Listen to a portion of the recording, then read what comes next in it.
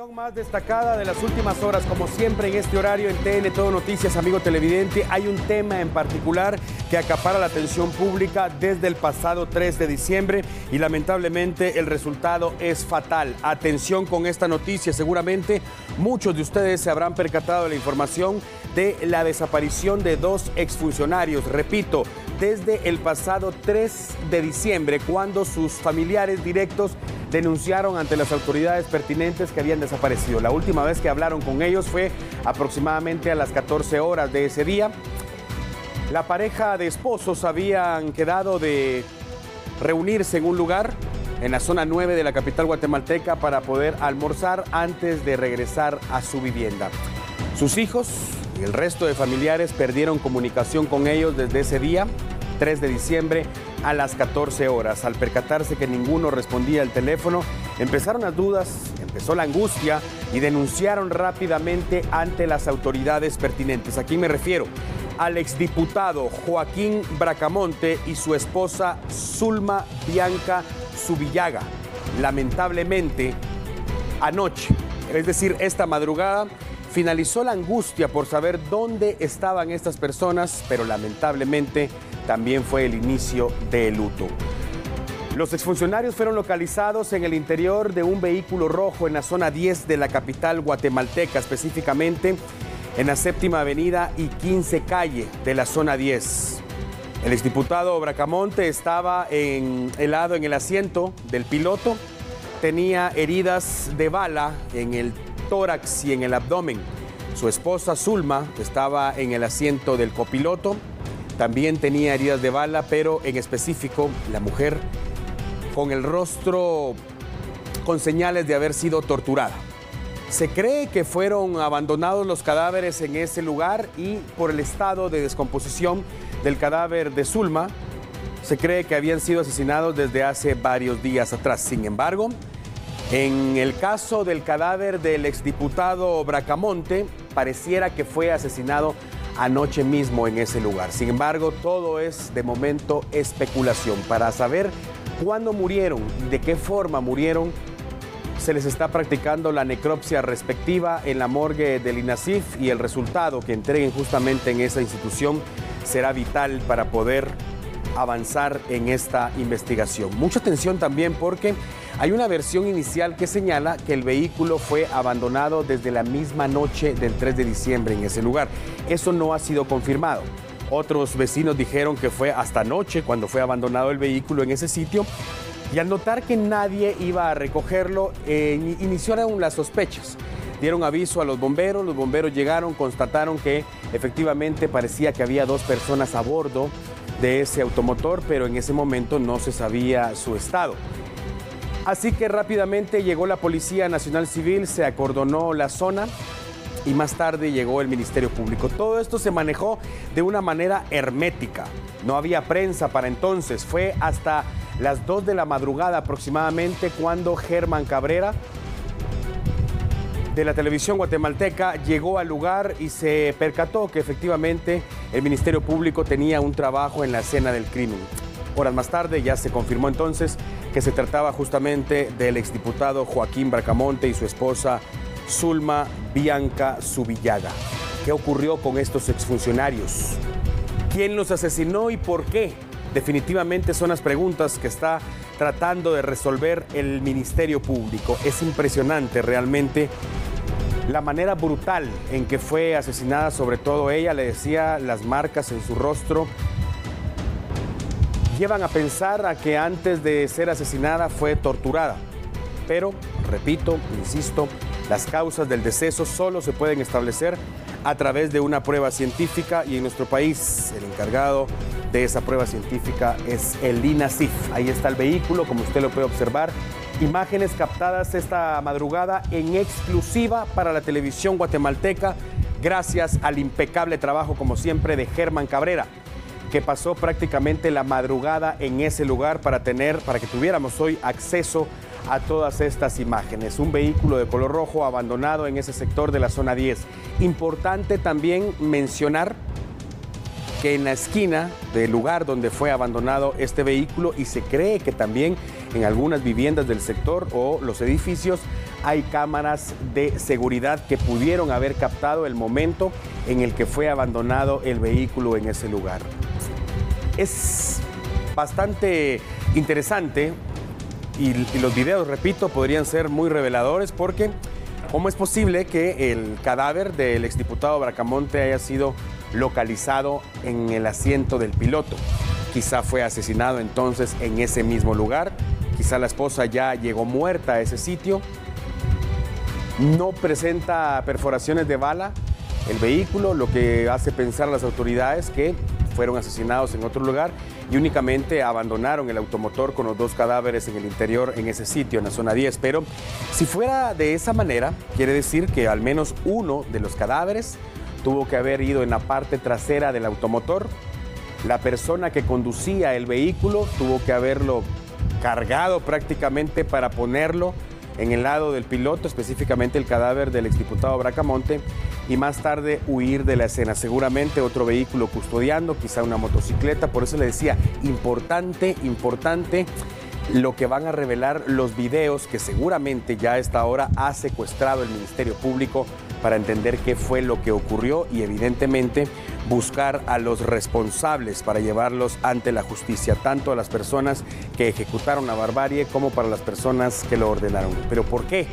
Esa es la pregunta que se hacen el pueblo entero realmente después de ser exfuncionarios, específicamente el exdiputado pues trabajando en el Congreso de la República y su esposa básicamente estuvo trabajando para otro poder del Estado guatemalteco durante el gobierno del Partido Patriota. ¿Qué fue lo que pasó con estas personas y cuándo serán entregados los cadáveres, tomando en cuenta que se trata de un caso de alto impacto? Vamos a tener comunicación en este momento con la periodista que le da cobertura a lo que ocurre allá en el INASIF, Rosemary Ávila. La escuchamos. Efectivamente, compañeros, nosotros nos encontramos en las afueras de la sede del INASIF en la zona 3 capitalina, a donde fueron traídos los cuerpos del exdiputado Humberto Bracamonte y de su esposa Zulma Zubillaga en horas de esta mañana, luego de que ellos fueran localizados en la zona 10 capitalina dentro de un vehículo sin vida y con señales de violencia. Según la información que han dado a conocer autoridades del INASIF, en este caso la necropsia podría durar pues de 2 a 3 horas. Sin embargo, esto depende de la complejidad de cada caso y recordemos el trabajo que realizan los peritos de esta institución, que son distintos, al igual que las muestras que ellos deben tomar de los cuerpos. Y según la información, ellos deben realizar un examen traumatológico, que es con el cual se buscan lesiones o heridas que puedan observarse a simple vista en los cuerpos de las víctimas. También el examen tanatológico, que pues a través de él se buscan algunos signos externos en estas personas para así determinar e iniciar la investigación por parte del Ministerio Público y determinar también la forma de muerte de estas personas. Ellos daban a conocer las señales de violencia que ellos pues tenían en este caso, que también serán los peritos los encargados de analizar todo esto para apoyar al Ministerio Público en el tema de esta investigación. Ellos se encontraban desaparecidos desde el 3 de diciembre y también mencionar que se espera que en horas de la tarde ya se esté entregando los cuerpos a los familiares de estos exfuncionarios que ya se encuentran en los alrededores de esta institución a la espera de recibir pues, a sus familiares y así darles el último adiós en las próximas horas. Sin embargo, ellos han indicado que no pueden dar declaraciones debido a que esta noticia, que es bastante mal para la familia, pues los ha tomado y están bastante tristes y de duelo, y es por eso que ellos han decidido no dar declaraciones a los medios de comunicación. Así que es parte de la información que tengo desde la zona 3 capitalina. Yo con esto regreso a ser principal. Será muy determinante definitivamente el resultado de la necropsia que le practique a los cadáveres el INASIF. Es muy importante definitivamente entender las causas del deceso y cuánto tiempo antes habían fallecido, antes de que fueran encontrados, por supuesto. Los bomberos llegaron al lugar, las familiares, específicamente uno de los hijos de la pareja, indicó de reunirse el pasado 3 de diciembre para almorzar y más tarde volverían a su vivienda. Jamás volvieron a verlos. Tuvieron comunicación la última vez con ellos aproximadamente a las 14 horas, cuando el Ministerio Público confirma que efectivamente se trataba de los exfuncionarios en el interior de ese automotor. Entonces la noticia se empieza a disparar. Para entonces nosotros ya teníamos a nuestro enviado especial en ese lugar y es por eso que tenemos imágenes justamente de lo que ocurrió en horas de la madrugada. En el interior del automotor, el Ministerio Público encontró una pistola. Tenía varios cartuchos útiles, pero también algunos documentos. Todo lo que había en el interior de ese vehículo, por supuesto que fue embalado por las autoridades pertinentes. En este caso me refiero al ente investigador y seguramente servirá para entender qué fue lo que ocurrió. No se ha confirmado, de hecho, si ese vehículo era de alguno de ellos dos o bien un vehículo quizá con reporte de robo, un vehículo que solo utilizaron para abandonar los cadáveres. ¿En qué momento fueron interceptados y de qué manera? Se supone que no estaban ellos reunidos, lo que iban a hacer era reunirse para almorzar, pero jamás lograron hacerlo. Importante este tipo de temas en nuestro país, lamentable por supuesto, pero más importante que se esclarezca, que se llegue al fondo del asunto para saber qué ocurrió con estos dos exfuncionarios. ¿Quién ordenó el crimen? Por supuesto, ¿por qué? ¿Quién era Joaquín Humberto Bracamonte? Tenía 53 años, ahí lo tiene usted en la fotografía. Fue diputado electo por el Partido Patriota para la legislatura 2012-2016 y en 2015 se postuló como un candidato para ocupar la alcaldía de San Juan Zacatepeques por el mismo partido. Ya no alcanzó ese objetivo.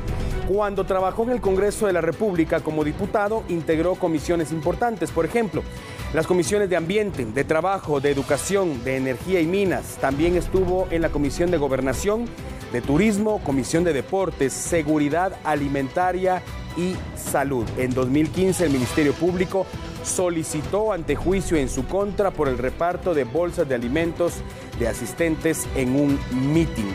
Ese tema ya no pudo esclarecerse porque el exdiputado Bracamonte lamentablemente fue encontrado sin vida con disparos en el tórax y en el abdomen en el interior de un vehículo esta madrugada, vehículo abandonado en la zona 10 junto al cadáver de su esposa. ¿Quién era su esposa? Zulma Bianca Zubillaga Dubón.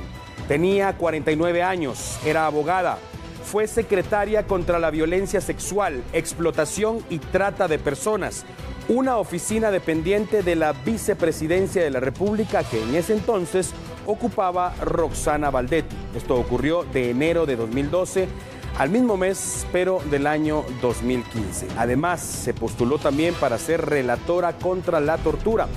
Y en su trayectoria profesional fue litigante, fue asesora legal y una comisaria judicial. Se trataba de profesionales definitivamente. Su vida política había logrado hacer algún tipo de ruido, algún tipo de eco a nivel nacional. De hecho, como le indicaba también, este hombre intentó ser el alcalde de San Juan Zacatepeques. Pero, ¿por qué termina una pareja de exfuncionarios de esa manera? ¿Por qué asesinados de esa manera, de una manera tan brutal?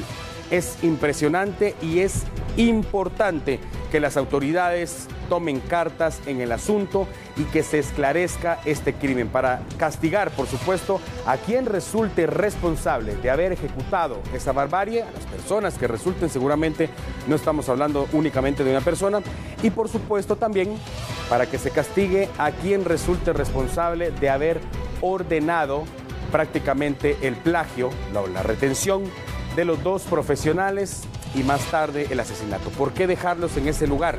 Es importante, le decía, las investigaciones apenas dieron inicio, pero ya estas personas eran buscadas por la Policía Nacional Civil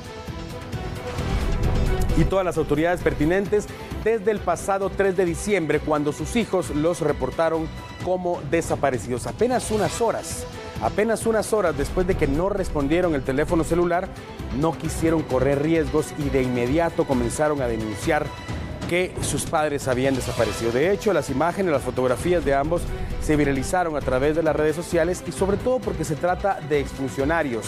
Así que es muy importante. También es importante entender, amigo televidente, que se empieza a especular mucho desde el momento en que se realiza la denuncia de la desaparición. sobre todo vinculándolos al gobierno del Partido Patriota. Sin embargo, esto es pura especulación. Habrá que esperar el resultado de las investigaciones que ya ha iniciado el Ministerio Público para entender específicamente qué fue lo que ocurrió. Lo único que tenemos claro hoy es que efectivamente se trata de dos exfuncionarios, o se trataba, mejor dicho, de dos exfuncionarios que fueron reportados como desaparecidos desde el pasado martes y fueron localizados sin vida, asesinados hoy, esta madrugada del 7 de diciembre, en un sector de la zona 10 de la capital guatemalteca. Está con nosotros ya el licenciado Julio Talamonti, experto en temas de seguridad y justicia. Este es un caso que definitivamente viene a convertirse en un reto para las actuales autoridades del Ministerio Público. Licenciado Talamonti, ¿qué fue lo que ocurrió con estos exfuncionarios? ¿Quién se los llevó? ¿En qué momento los plagiaron? ¿Por qué asesinarlos? ¿Por qué los mataron? ¿De qué forma los mataron? ¿Cuánto tiempo pasó desde el momento que ellos desaparecieron? ¿Cuánto tiempo estuvieron con vida? ¿Y por qué abandonar sus cadáveres en un lugar público, en el interior de un vehículo? Evidentemente esto tiene un trasfondo macabro que las autoridades deben resolver. Lo escuchamos, licenciado Talamonti. Licenciado Alan Alfaro, usted lo ha dicho, muy buena tarde, y también para todos los televidentes de Todo Noticias. Este es un crimen realmente misterioso en este sentido, ya que, primero, no nos explicamos cómo en un lugar como donde fue encontrado este vehículo con los cadáveres, que es en la zona 10, un lugar que está lleno de cámaras, no haya surgido alguna situación previa, es decir, alguna denuncia, algún aviso, algo que haya alertado a las autoridades. Luego, cuando se ve la forma en que los cadáveres fueron encontrados, aparentando supuestamente como que la persona, el exdiputado, le hubiera dado muerte a la mujer, a la esposa, y que luego él se hubiese suicidado.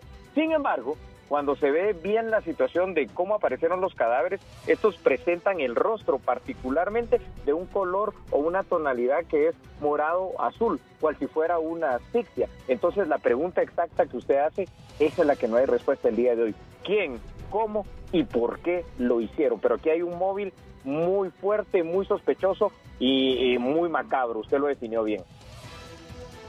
A veces la idea de pensar que el asesino tiene como objetivo borrar todo tipo de evidencia, desaparecer los cadáveres, quizá quemar el automóvil en alguna finca, como lo hemos documentado en algunas otras oportunidades, pero abandonar los cadáveres en ese lugar también tiene como objetivo enviar un mensaje, licenciado Talamonti. Sí, esa es la situación. Es evidente, licenciado Alan Alfaro, que acá no se pretendía, por ejemplo, que los cadáveres no se encontrasen, porque obviamente en el lugar donde fue puesto el vehículo era precisamente para que se encontrara y mandar este mensaje de terror. Esto quiere decir que aquí detrás de todo esto hay un código secreto, hay un mensaje que se tiene que enviar, obviamente a la sociedad, pero quizá a alguien más, y por eso el móvil fue hacerlo de esta manera. Ahora, llama mucho la atención cómo estas personas pues habían desaparecido 3-4 días atrás, bueno, hace ya un tiempo, y no se supo absolutamente nada. Es evidente que nuestras agencias de inteligencia en algo están fallando, o en algo definitivamente también, licenciado Alan Alfaro, va a haber que fortalecerlas porque no se están dando abasto para cumplir bien con su trabajo. Muy importante ese dato que usted menciona, porque evidentemente pareciera que están fallando, pero solo en alguna parte, porque por ejemplo le quiero comentar que donde sí fue efectivo pareciera el trabajo de las autoridades pertinentes es llevar este caso de una manera tan hermética. Si en este momento hablamos del asesinato de una persona indigente, por ejemplo en un sector de la zona 6 de Chinautla, de inmediato la noticia se dispara, corre a través de las redes sociales, está en cualquier noticiario, todo el mundo está hablando del tema. Sin embargo, anoche no teníamos conocimiento de que se estaba realizando este trabajo por parte de la policía, por parte de los bomberos, por parte del Ministerio Público, hasta que logramos filtrar de alguna manera información, en este caso para la televisión guatemalteca. Entonces Germán Cabrera sale al lugar de los hechos, pero estamos hablando ya de la 1 de la madrugada, 1:30 aproximadamente. Evidentemente ese trabajo había iniciado ya desde horas antes. Definitivamente que sí, licenciado Alan Alfaro, tiene usted toda la razón. Sí hubo una labor de hermetismo por parte de las autoridades en cuanto a la investigación, Aquí me estoy refiriendo a la PNC y al Ministerio Público, pero lamentablemente no fue suficiente ese hermetismo tal vez con el que manejaron este caso para evitar el final tan trágico. Vuelvo a repetir, el final tan macabro, usted lo definió de la mejor manera posible con esa palabra. Y ahora lo lamentable es que esperemos, ¿verdad? Dado el alto índice de impunidad en Guatemala, que se maneja entre el 95 y el 96%, de cada 100 casos se resuelven entre 4 y 5, que este caso sí logre resolverse para que no llegue a quedar precisamente así como un hecho impune, porque sería lo peor que pudiera pasar, licenciado Alfaro. Licenciado Talamonte, una pregunta más. Sé que su conocimiento es amplio en cuanto a este tipo de temas y por eso me atrevo a hacerle esta pregunta. ¿Cuánto tiempo después de muerto debería haber pasado para que el rostro de esta mujer tomara esa tonalidad que usted mencionó al inicio? Bueno, en caso de que la tonalidad que mencioné en el color morado o azul se da generalmente cuando la muerte se produce por cualquier tipo de asfixia. Pero también recordemos otra cosa. Los cadáveres van obviamente tomando un estado de descomposición después de varios días. Solo que hago una observación. El estado de descomposición se produce de manera general en todo el cadáver, no solamente en el cráneo, no solamente en el rostro. Entonces aquí hay dos posibilidades, fuera de que eventualmente entrarán en su estado de putrefacción normal y natural. O hay contusiones muy fuertes, y eso lo tendrá que decir el INASIF, y por eso se dio esa tonalidad, o lo más probable, y ahí es donde va mi hipótesis, tuvo que haber sido una muerte por asfixia. Es la única explicación posible, licenciado Alfaro. Licenciado Talamonte, un placer saludarlo como siempre. Gracias por atender la llamada de TN Todo Noticias.